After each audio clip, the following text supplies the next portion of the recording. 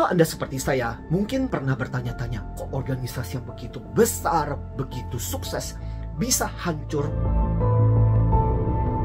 Kita ambil contoh, kisahnya Blockbuster, kisahnya Toys R Us, kisahnya Kodak, atau dulu ada perusahaan nomor 2 setelah IBM namanya Digital yang juga hilang. Nah, menjawab pertanyaan ini, saya punya sebuah benda. Biasanya kalau kita bicara tentang organisasi yang punah, dinosaurus inilah yang dipakai. Sebenarnya ada beberapa ilustrasi tubuh dinosaurus ini yang bisa jadi semacam pembelajaran buat kita. Pertama-tama adalah kalau Anda perhatikan, kepalanya yang besar dan sangat jauh dari kaki. Anda merasa nggak, banyak organisasi yang begitu besar, siapa yang memimpin dengan bagian operasional yang dibawa kadang-kadang begitu jauhnya. Sehingga apa yang terjadi? Kadang mereka yang mengambil keputusan-keputusan strategis kadang-kadang nggak nyambung dengan siapa yang melakukan karena jaraknya terlalu jauh. Yang kedua, tubuh besar dinosaurus ini membuat dia sulit untuk bermanuver. Itu juga yang seringkali terjadi dengan banyak organisasi besar. Organisasi yang begitu besar sulit untuk bermanuver yang menyebabkan tidak gampang berespon terhadap perubahan yang terjadi. Berikutnya juga adalah kakinya yang terlalu kecil untuk menopang tubuhnya.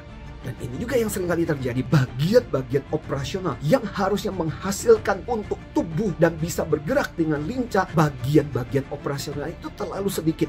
Kebanyakan jadi manajer, supervisor. Akibatnya apa? Tidak bisa menopang tubuhnya begitu besar. Dan inilah juga yang menyebabkan akhirnya punah.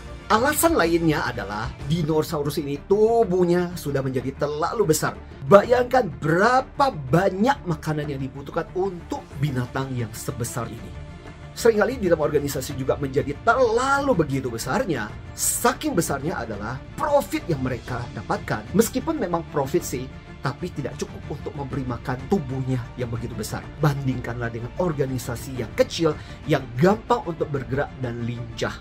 Makanya sampai dikatakan kecoa adalah salah satu makhluk purbakala yang tetap bisa bertahan. Bentuknya kecil, lincah, gampang untuk beradaptasi. So, belajar dari dinosaurus ini untuk organisasi menjadi efektif dan efisien, kita perlu paling nggak 3 hal. Pertama, bagian kepala dengan bagian kaki harus bisa berkomunikasi dengan cepat. Yang kedua, kaki-kakinya harus efektif untuk memudahkan organisasi kita untuk terus-menerus bergerak dan mendapatkan apa yang dibutuhkan oleh organisasi. Yang ketiga adalah menjadikan organisasi lebih ramping, efektifkan, efisienkan, mana yang tidak penting, mana hal yang sebenarnya redundant, terlalu mubazir, bisa diefektifkan untuk hal yang lain. Semoga dari binatang dinosaurus ini kita bisa belajar bagaimana caranya membuat organisasi kita menjadi lebih efektif dan efisien supaya tidak bernasib seperti dinosaurus ini. Besar begini, tapi ternyata punah.